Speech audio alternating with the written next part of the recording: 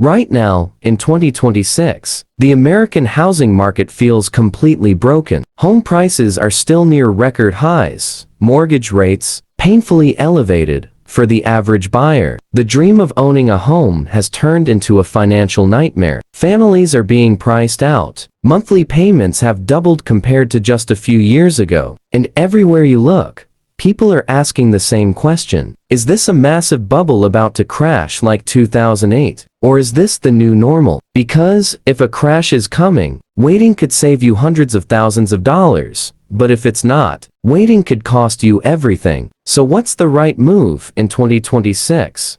Buy now or wait? Let's get one thing clear. This is not 2008. Back then, the market collapsed because of reckless lending. People were getting loans they couldn't afford, with little to no verification. Today, completely different story. Lending standards are much stricter. Most homeowners are financially stronger. And here's the biggest factor. Inventory is extremely low. Why?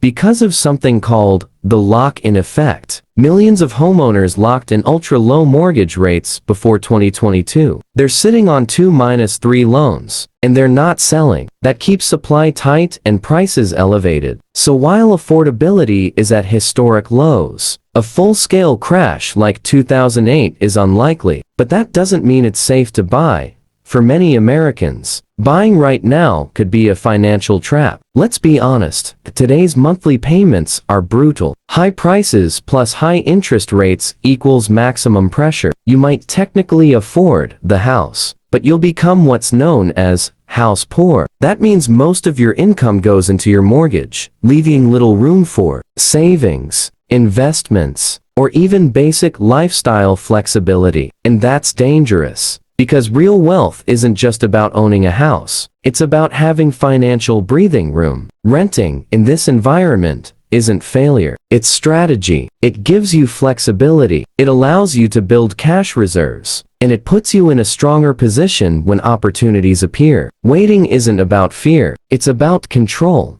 Now, let's flip the perspective. There are people who should absolutely consider buying right now. If you have a stable, secure job, a strong emergency fund, and you're planning to stay in the home for at least 7 to 10 years, then buying can still make sense. Why? Because real estate is not a short-term trade. It's a long-term asset. Over time, it tends to move with inflation. It builds equity, and it provides stability. But here's the key. You need a strong financial foundation. That means a solid down payment, comfortable monthly payments, and the ability to handle unexpected costs. If you're stretching your budget just to get in, that's a red flag. Here's the truth most people don't want to hear. Stop trying to time the housing market. You will not perfectly predict the crash. Nobody does. The real decision is not about the market. It's about your personal financial readiness. If you're strong financially, patient, and thinking long-term, buying can work. If you're stretched, uncertain, or chasing hype, waiting is smarter. And most importantly, do not make this decision out of FOMO. Fear of missing out has destroyed more wealth than any market crash ever will. If you want real, no hype financial guidance to navigate the 2026 economy, subscribe to Wealth Report USA. Because in uncertain markets like this, the right information isn't just helpful, it's everything. This content is for educational purposes only. It is not professional financial advice. Investing involves risk. Always do your own research.